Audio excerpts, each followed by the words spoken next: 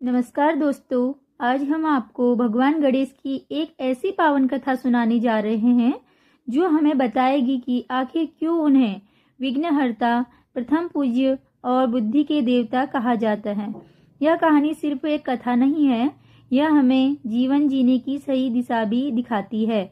बहुत समय पहले कैलाश पर्वत पर माता पार्वती और भगवान शिव निवास करते थे। एक दिन माता पार्वती स्नान करने जा रही थी, लेकिन द्वार पर पहरा देने वाला कोई नहीं था। माता ने सोचा, काश मेरा भी कोई पुत्र होता जो मेरी आज्ञा माने और मेरी रक्षा करे।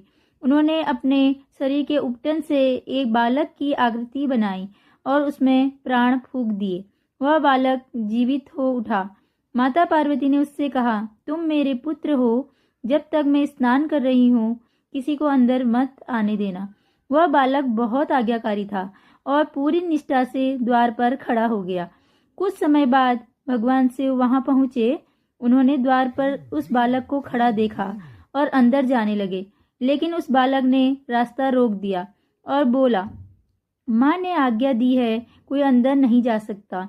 शिव को यह अच्छा नहीं लगा। उन्होंने समझाया, पर बालक अपनी बात पर अड़ा रहा।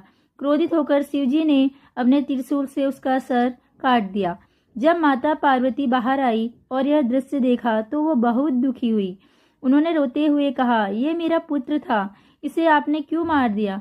सारा कैलाश शोक में डूब गया। माता पार्वती के क्रोध और दुख को देखकर भगवान शिव को अपनी गलती का एहसास हुआ। उन्होंने तुरंत कहा, देवी मैं आपके पुत्र को फिर से जीवित करूंगा। भगवान शिव ने अपने गणों से कहा, जाओ। इस तरह उस बालक का नया जन्म हुआ और वह कहलाए भगवान गणेश। भगवान शिव और माता पार्वती ने गणेश जी को आशीर्वाद दिया, आज से तुम हमारे पुत्र ही नहीं बल्कि सारे देवताओं में सबसे पहले पूजे जाओगे।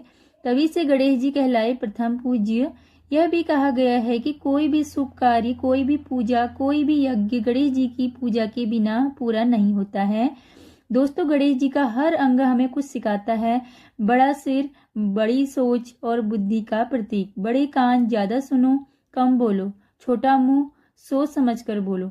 बड़ी सूंड, मुश्किल और आसान दोनों काम करने की शक्ति। चूहा वाहन, इच्छाओं पर नियंत्रण। बड़ा पेट, जीवन के हर अनुभव को पचाने की क्षमता। इसलिए गणेश जी को बुद्धि, विवेक और समझ का देवता कहा गया है। विघ्नहर्ता क्यों कहलाए? एक बार देवताओं के सामने एक बड़ी समस्या आ गई, कोई भी उसका समाधान नहीं निकाल पा रहा था। तब गणेश जी ने अपनी बुद्धि से उस समस्या को हल कर दिया। तभी से उन्हें कहा जाने लगा विघ्नहर्ता, यानी जो हर बाधा को दूर कर दे।